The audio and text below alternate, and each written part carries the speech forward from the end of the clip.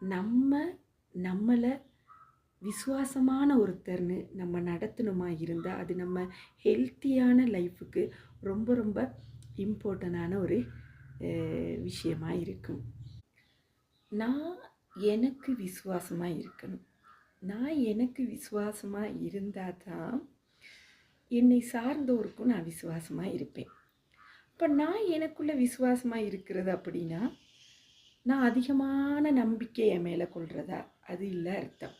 அதே மாதிரி நான் நல்லவ தானே அப்படிங்கிற அகங்காரமா அதுவும் இல்லை அர்த்தம். அப்போ நான் என் மீது நம்பிக்கையாக இருக்கிறதுக்கு அப்படி இல்லைன்னா நான் என் மீது விசுவாசமாக இருக்கிறதுக்கு சில காரணம் இருக்கும். நம்மளுடைய செயற்பாடாக இருக்கலாம், சில வகையான ஆதாரமாக கூட அது இருக்கலாம். என்ன அப்படின்னு பார்த்தீங்களா இருந்தால் என்னுடைய செயற்பாடு மற்றவங்கள காயப்படுத்தாது. அதே மாதிரி நான் நம்பிக்கைக்குரியவங்களாக நடந்துக்கிறேன். நிறைய சந்தர்ப்பத்தில் தவறானது சரியானதை என்னால் புரிஞ்சு கொள்ள முடியுது. உண்மை பேசக்கூடிய மாதிரி நான் இருக்கேன். இந்த மாதிரி சில விஷயங்கள் நமக்குள்ளே இருக்கும். அதை நமக்குள்ளே தேடுறது தான் உண்மையான விசுவாசம்.